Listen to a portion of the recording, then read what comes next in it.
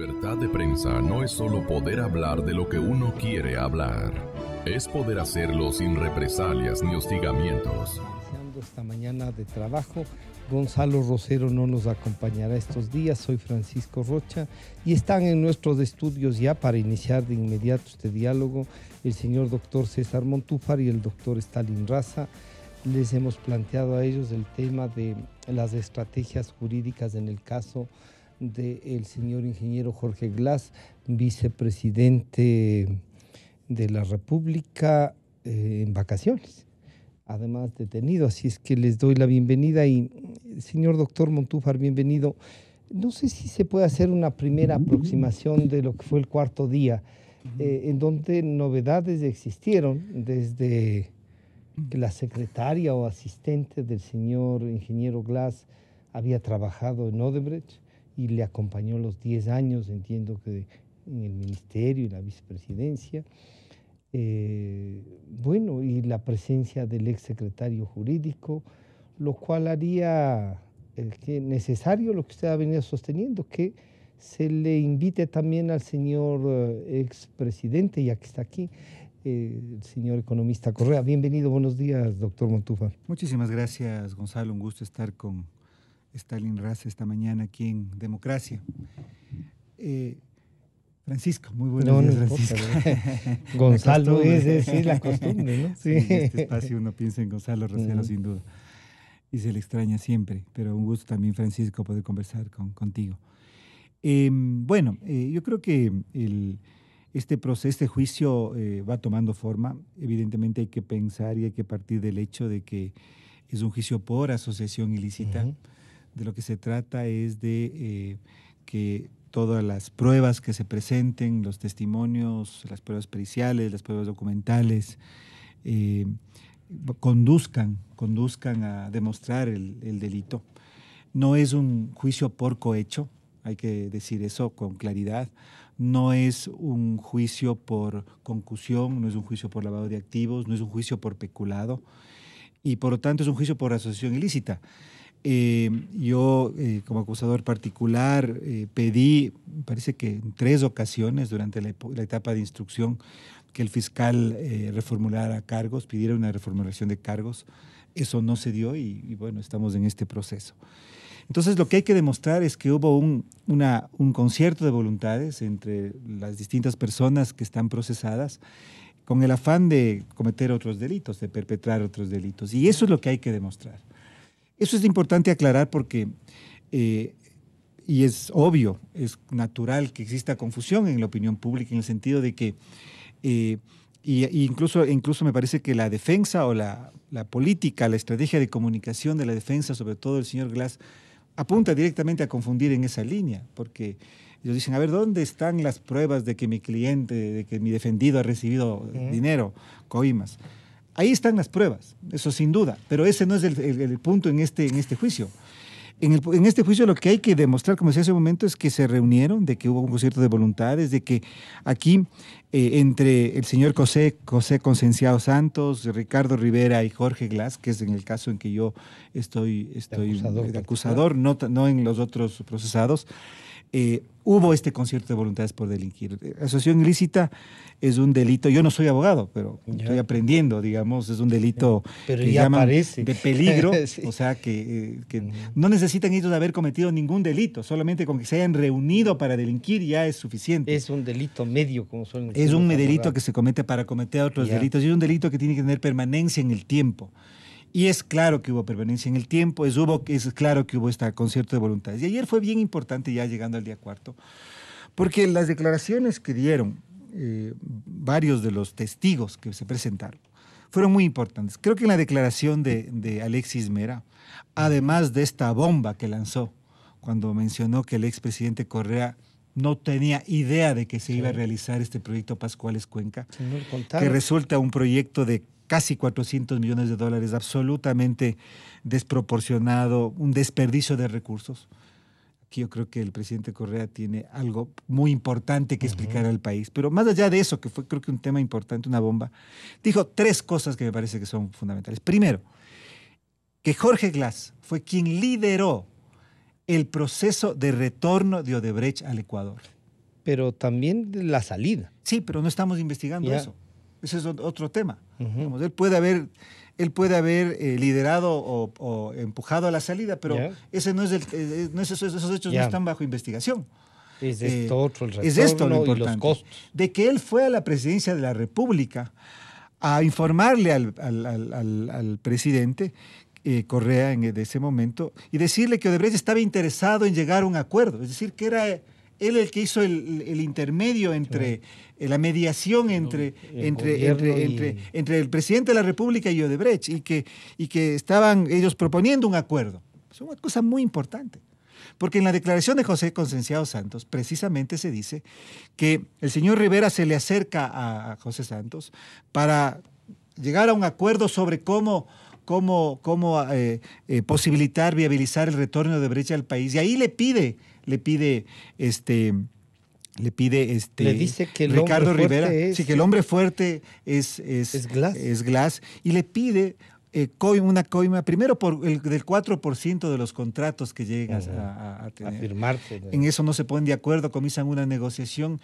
José Santos le dice que solamente el 1% y finalmente Rivera le habría consultado a Jorge Glass y llegan a un acuerdo de 1.3% que sería la coima que recibiría Glass a través de Rivera. Estaría configurada la asociación. Pero por supuesto, eso es muy importante, Entonces, porque ahí tenemos dos testimonios, el de Alexis Mera Santos y el de Concienciado Santos, que está en la misma dirección. Entonces, y hay además un valor de coimas por 13.5 millones. Que coincide con los montos acordados. Podríamos decir diálogo, que coincide ¿cierto? con los montos de lo que fueron las contrataciones de Odebrecht posterior a su retorno. Primer punto muy importante. Segundo punto muy importante es el que tiene que ver con otra declaración de Alexis Mera que dice que además Jorge Glass lideraba la búsqueda de financiamiento para esos contratos. Evidentemente, él era ministro coordinador de sectores estratégicos primero, después vicepresidente de la República. No le correspondía a él directamente eso, porque eso maneja el Ministerio de Finanzas, de Economía y Finanzas. Tenían un ministro de Finanzas muy... Pero él era el que llevaba la batuta, ellos. el liderazgo político, el que viajaba a China, dijo con gran autoridad de vicepresidente a hablar con los bancos, el que viajaba a Brasil. Dijo incluso, y es obvio, ¿no es cierto?, mucho mejor que viaje el vicepresidente de la República que un ministro para buscar financiamiento. Esto es bien importante porque el momento en que se decide el origen del financiamiento, se está decidiendo con quién contratar. ¿Por qué? Porque este tipo de financiamientos son financiamientos datados.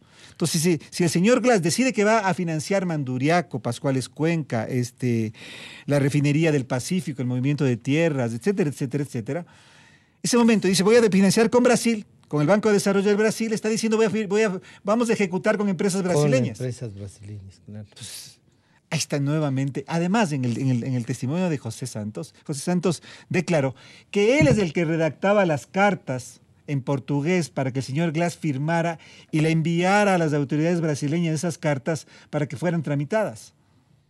Imagínense, este concierto para delinquir es una cosa impresionante, claro. Que un vicepresidente de la República del Ecuador, vergonzoso y doloroso para los ecuatorianos, firme cartas redactadas por el superintendente y representante de una empresa extranjera de un país. Pero él dijo también, el vicepresidente Glass, que tengan cuidado, que aquí hay un renunciamiento a la soberanía nacional. Pero hay muestra que no había soberanía, que Odebrecht era el que manejaba parte de los sectores estratégicos a través de Jorge Glass, teniendo como intermediario a Rivera. Eso fue un segundo punto bien importante que dijo Alexis. Y el tercero, rápidamente. Él dijo que el vicepresidente o el ministro coordinador de sectores estratégicos en su momento informaba al presidente de lo que había ocurrido. O sea, le tenía informado. Sí. Es decir, que el presidente Correa, con excepción del Pascuales, debía conocer lo que estaba sucediendo, pues. Y esto también es muy importante porque entonces confirma algo que es un poco un tema fundamental en la teoría del caso, como dicen los abogados, en la hipótesis que nosotros manejamos, y es que esto no puede haber ocurrido sin la voluntad del expresidente Correa. porque es el presidente Correa el que nombra a Jorge Glass desde el primer día de su gobierno hasta el último día de su gobierno. Le encarga eso. Los sectores estratégicos. Y él va ganando poder en los sectores estratégicos hasta cuando es vicepresidente y le encarga precisamente estos llamados sectores estratégicos y tiene todo, absolutamente todo el poder. Entonces, aquí hay una asociación ilícita y pero está quedándose floja la pieza principal. Pues, ¿quién fue el que posibilitó que esto ocurriera? ¿Quién fue el que determinó que Jorge Glass estuviera en esa posición para que llegara a tomar estas decisiones y llegara a asociarse ilícitamente y estableciera esta organización criminal que se toma una parte del Estado ecuatoriano, pero precisamente la parte, el sector con más recursos, con más inversiones? Es decir, estamos hablando de algo muy importante: petróleo, electricidad, infraestructura, minería. Es decir, eso fue lo que ocurrió. Entonces, la declaración de Alexis Mera me parece que fue muy importante en esos tres aspectos, además de la bomba que decíamos sobre el Pascuales Cuenca, que creo que es algo también que merece una explicación, pero que es parte de otro tema. Visto desde afuera, en cambio, uno diría, sí, se insiste mucho en dónde está, y el vicepresidente, digamos, dice, no han dado un solo correo que yo haya intercambiado sobre este tema. Claro, la famosa ¿dónde está la prueba? ¿Coincide usted con esta visión jurídica que nos plantea el doctor Montúfar de que las pruebas de asociación ilícita parece que están configuradas, y siendo lo que suelen decir ustedes los abogados, delito medio, el delito fin después será probado, y para eso sí necesitamos otras pruebas? Bienvenido, buenos días. Buenos días, Francisco. Buenos días, César. A la audiencia que nos escucha también un saludo. Sí, la verdad es que yo coincido en gran parte con César. Me parece que César en este proceso está haciendo un doctorado en Derecho honoris causa y sin gestión de los diplomáticos, es decir, que tendrá que hacer gestiones en la universidad para que le homologuen. Está muy bien. A ver, yo coincido en varias cosas y tengo algunas observaciones en otras, no con César, sino con la forma en la que se ha ido llevando el proceso. Es verdad en el tema de la prueba que no se requiere en este momento que existan pruebas directas sobre el cohecho. Eso está siendo objeto de otra investigación que el fiscal ya debería también empezar a procesarlo. Y ahí es donde tendrán que verse las transferencias, tendrán que verse la materialidad de cómo se entregaron las coimas. Eso es verdad. Ahora lo que necesita la Fiscalía presentar, y lo está haciendo, y los jueces van a valorar, es la prueba circunstancial que determine que efectivamente se produjo esta asociación para cometer delitos. Pero ahí viene mi primera observación. Desgraciadamente, la Fiscalía ha empezado a procesar por el delito que tenía que procesar al final. Alguien utilizaba esta analogía y me parece adecuada, está poniéndose las medias encima de los zapatos. Porque el delito de asociación ilícita establece que hay un grupo de personas que se reúnen para cometer ciertos delitos, y no cualquier tipo de delitos. Delitos que tienen un máximo de una condena de 5 años de privación de libertad. O sea, son delitos menores, no son los delitos graves. La asociación Pero como ilícita, consecuencia de la asociación ilícita, más bien no se puede probar que hay lavado de activos, que hay cohecho. Es al revés. Primero se prueba el cohecho, la confusión. Claro, la asociación ilícita no tiene por objeto demostrar, por ejemplo, que la gente esta se reunió para cometer delito de peculado, por ejemplo, o de lavado de activos. Pero como consecuencia de esa asociación ilícita. No, eso es otra cosa, es diferente. ¿Sí? O sea, la asociación ilícita es un delito que existe porque un grupo de personas se reúnen para cometer delitos menores. Podría ser el cohecho, podría ser la concusión, que tienen penas de hasta 5 años. Y aún el cohecho es discutible. Entonces, la teoría pero claramente delimitó los delitos que se pueden. Exactamente. Claramente los delitos más graves, peculado, lavado de activos, no se procesan teniendo como resultado o como antecedente una estructura de una asociación ilícita, que es una estructura más bien ocasional, si se quiere, sino la delincuencia organizada. La delincuencia organizada que establece el propio COIP es cuando la gente se reúne en una estructura que funciona con unos líderes, con unos cabecillas, que maneja la teoría del dominio del hecho, del dominio de la organización, que es al que César se ha referido en algunas declaraciones de prensa, según yo he escuchado, y que tiene por objeto la comisión de delitos graves. Ahí sí, el lavado de activos, ahí el peculado. Entonces, bueno, esa es una primera observación que se le hace a la forma en la que la Fiscalía ha presentado el proceso. Pero claro, puede ser una estrategia de la Fiscalía. Sí, capaz pero me que parece... usted como abogado o como fiscal habría planteado otra estrategia. Sí, me parece que la estrategia no es la apropiada, esa es la observación. Ya. Ahora, entre no tener nada y tener algo, siempre será preferible tener algo. Y esto es lo que tenemos. Y esto es el ámbito en donde César la está acusación particular, participando. doctor Raza, la acusación particular pudo haber determinado que una ampliación de este delito que no sea solo asociación ilícita. Mire, por eso César tiene razón y algunas personas que hacemos algo de opinión sobre estos temas hemos opinado también antes, era indispensable la reformulación de cargos. Era indispensable que el fiscal, antes de concluir con la instrucción, determine que no estamos frente a una asociación ilícita solamente, sino que estamos frente a un acto de delincuencia organizada y que además existen otro tipo de delitos que bien se podían haber procesado dentro de un concurso de infracciones. Pero bueno, en todo caso, por lo menos reformular cargos hacia la asociación ilícita. Y aquí se va a venir otro problema, y el problema es que al señor Glass y compañía que están involucrados en este proceso se los va a juzgar por el delito de asociación ilícita, además del Código Penal anterior, ni siquiera del Código Penal actual. Con lo cual, la Fiscalía no está manejando la teoría del delito continuado. Está manejando la teoría de que existieron ciertos actos que se cometieron en ese momento, antes de la vigencia del COIP, y que por esos actos son los que se les va a juzgar. Pero como vemos, la sucesión de contratos y de la permanencia de Odebrecht y la entrega de los sobornos se habría prolongado en el tiempo. Y si se ha prolongado en el tiempo, la Fiscalía debió manejar la teoría del delito continuado. Esto no está ocurriendo. Bueno, vamos a ver cuál es la decisión que toman los jueces en ese sentido, pero fundamentalmente esas son las observaciones. Y también tengo, por supuesto, observaciones con el famoso dictamen abstentivo a favor del señor Concienciado Santos. Pero bueno, eso creo que podemos discutirlo un poco más adelante. Dos asuntos antes que me gustaría comentar sobre lo que dijo Stalin, con quien estoy totalmente de acuerdo.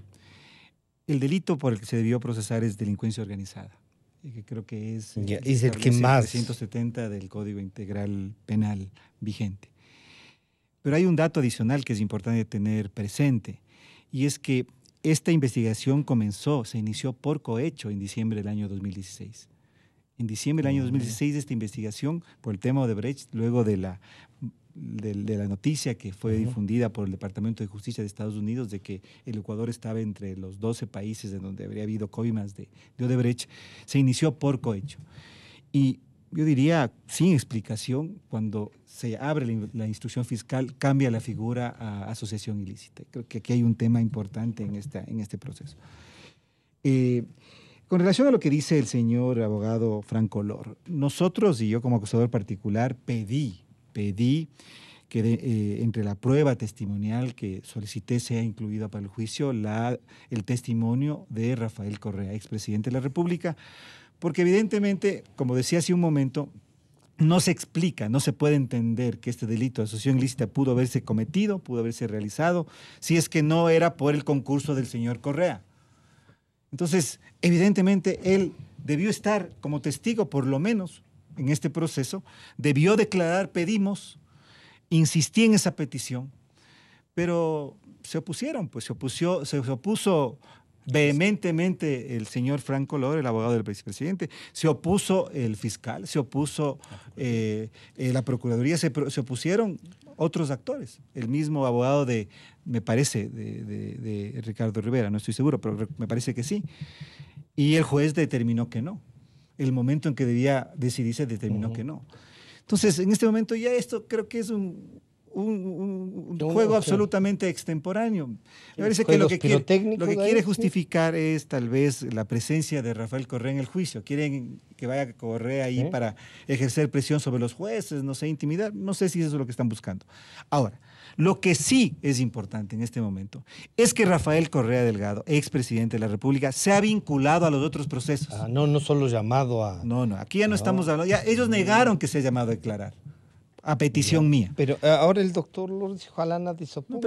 Pero en el momento que debían decir que bueno y apoyar, dijeron que no. Pero entonces en este momento ya no corresponde aquello.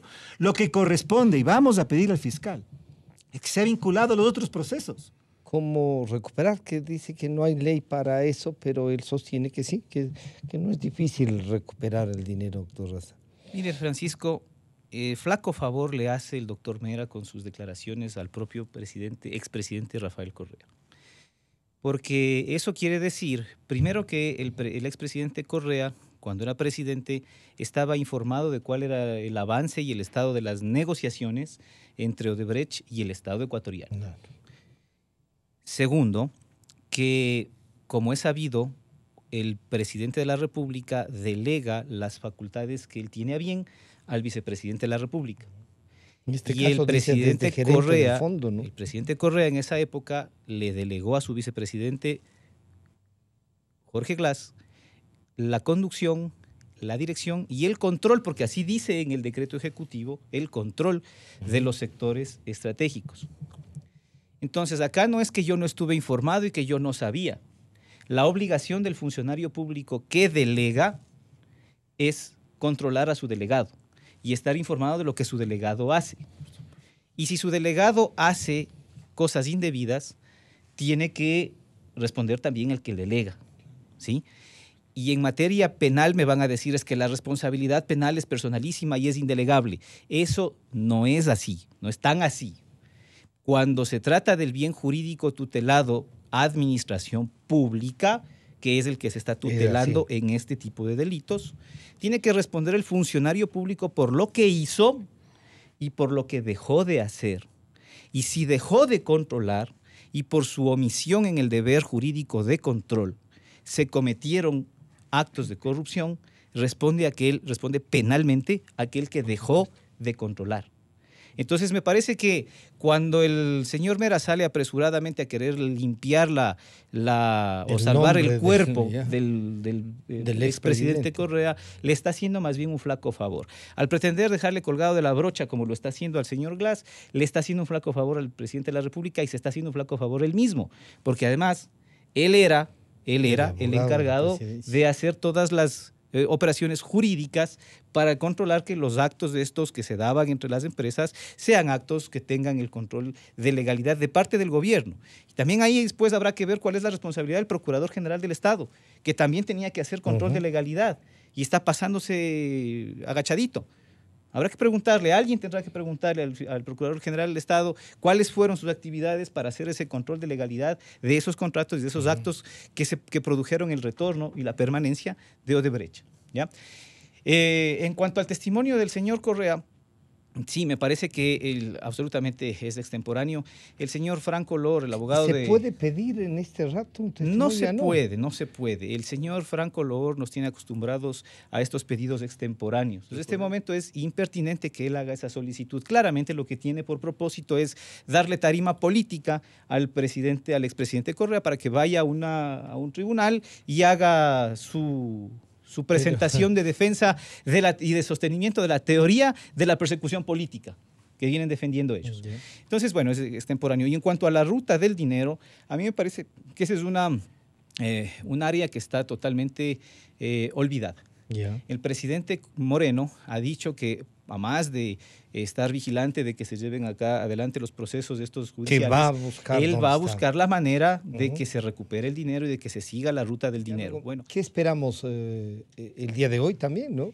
Bueno, hoy esperamos, posiblemente ya termina la Fiscalía de presentar los testigos. Su prueba. Presentarán también... Entiendo que ya pasan a la prueba documental, después le toca a la Procuraduría y después me toca a mí como acusador particular. Y yo creo que ya la Fiscalía ha presentado el 90% de la prueba, lo que presentará la Procuraduría y lo que presentaremos nosotros está incluido realmente en lo que ha hecho ya la Fiscalía. Pero de todas formas nosotros tenemos algunos elementos adicionales que vamos a aportar y esperamos que a partir de eso entonces el tribunal tenga claro el caso. Ese es el Usted había dicho que el 2 de diciembre no es un límite para el vicepresidente. Para el vicepresidente para no, en términos de la caducidad de la prisión preventiva, digamos, ¿no? para Rivera y para los otros procesados sí, para el vicepresidente no. Sin embargo, al ritmo que vamos es muy probable que tengamos ya, que haya sentencia ya para el 2 de diciembre o para el 1 de diciembre. Esperemos que eso se dé. Y creo que, como le decía hace un momento, ¿no? Esta etapa, este juicio es lo que busca y lo que actuamos, los que estamos ahí involucrados, actuando, lo que buscamos es persuadir al tribunal, que el tribunal tenga los suficientes elementos. ¿Usted tendrá más pruebas? ¿Va a pedir algo? O sea, de lo pedido por usted se ha cumplido algo? Lo que sucede es que el fiscal ha cubierto, yo creería me imagino que va a llegar a un 90%. Nosotros vamos a poner énfasis en dos cosas importantes que no han sido puestas por el fiscal. La una, vamos a presentar dos testimonios que nos parecen importantes, que solicitadas por nosotros. El uno del contralor subrogante, Pablo Celi, que esperamos informe, le diga al tribunal, tema un poco de la acción de la Contraloría, los informes de Contraloría que existen sobre los proyectos que están en este momento bajo análisis en función de la asociación ilícita. Y el segundo es el testimonio de un ex funcionario de la Secretaría de Transparencia, el señor Diego Vallejo Ceballos, quien inició la investigación sobre el viaje que hizo Rivera a China en representación de Jorge Glass. Que cuente cómo fue su investigación y a quién presentó el informe. Cuáles fueron sus conclusiones y por qué fue parada esa investigación. ¿Quién dio la orden para parar esa investigación? Y cómo fue que finalmente el tema llegó a, digamos, abortar como posibilidad. Y en el tema de la prueba documental, nosotros vamos a poner énfasis. Ya la Fiscalía ha presentado todo. Y creo que el informe del capitán Javier Raza es muy importante. Ya fue presentado por la Fiscalía, pero creo que hay que insistir. Y vamos a poner nosotros énfasis en los decretos presidenciales. Todos los decretos que un análisis. ¿Apunta usted al expresidente Correa? Es que lo que pasa es que no es que apunte usted, sino que le lleva eso. O sea, lo que pasa es que estamos frente a algo que no hubiera podido ocurrir si no había la acción del expresidente Correa al nombrar a Jorge Glass como el representante, como quien controlaba los sectores estratégicos desde el día 1 de su gobierno. Poder, además, que fue incrementando en el tiempo, porque comienza a ser gerente y presidente del Fondo de Solidaridad, que era en ese momento el que manejaba las empresas eléctricas y telecomunicaciones. Después ministro de Telecomunicaciones, después en el 2010 ya ministro coordinador de sectores estratégicos, quien además tenía la autoridad política del presidente, el liderazgo, la legitimidad para actuar, el control. Y después como vicepresidente de la República encargar los sectores estratégicos. Entonces, es como si... Crece con eso. O sea, él, digamos, de una función, digamos, como secundaria, podríamos decir. No tan secundaria. ¿No? En ese momento era que tenía el control de las principales empresas, pero a tener todo el control, diría casi el control de gran parte del gobierno, creo que eso tiene que quedar claro en este proceso. Doctor Raza, ¿se alcanzará? ¿Usted cree que hay alguna cosa que pueda dilatar y no lleguemos al 2 de diciembre? A ver, yo creo que los jueces están perfectamente convencidos de que tienen que llegar al 2 de diciembre habiendo terminado esta audiencia y habiendo anunciado por lo menos de manera oral su sentencia. Porque no creo que quieran cargar sobre sus hombros la posibilidad de los incidentes de las caducidades de las prisiones preventivas. Pero en ese sentido sí quisiera alertar a los abogados de la acusación particular y también a la propia fiscalía, si es que alguna bola me dan, que tengan cuidado con las estrategias de dilación que ya ha demostrado que van a tener los defensores, principalmente del señor Glass y del señor Rivera. Porque claramente a quien le va a beneficiar que llegue el 2 de diciembre es al señor Rivera. Y esto pasa, por ejemplo, con el tema de los testigos de ellos. Cuando la defensa presente sus testigos, habrá que estar atentos a que efectivamente los testigos vayan. Porque no vaya a ser que los testigos de la defensa no se presenten y después la defensa diga es que son testigos indispensables y tiene que suspenderse la audiencia hasta que se los traiga con la fuerza pública o se presenten.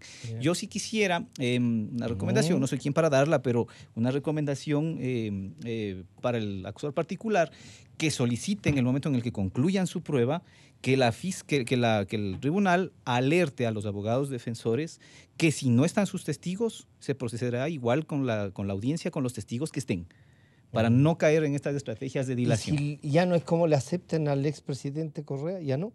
No lo van a aceptar. Yo que eso ya no veo posible porque es extemporáneo. ¿Eh? Sí, totalmente. Es O sea que si es que les llegarían a... ¿Esto sería que ilegal o no? Es ¿No? conjeturar, pero yo creo que el tribunal es un tribunal serio, hasta ahora lo ha demostrado así, y no creo que se vaya a prestar para una maniobra de esa naturaleza cuando no ha sido anunciado oportunamente ni sí, aceptado ese testimonio. Lo que sí usted alerta es que cuidado que no vengan los testigos de parte ellos, de ellos. y eso sí podría... Sí. Bueno, hasta aquí estamos, entonces seguiremos en el diálogo y el proceso, pues, ¿no, doctor Sí, Montúfar? sigamos. Suerte Es en un esto. momento, sí, importante, hay que seguir y creo que la ciudadanía tiene que estar alerta y tiene que estar activada porque es un momento muy importante en función de recuperar un país que ha sido saqueado.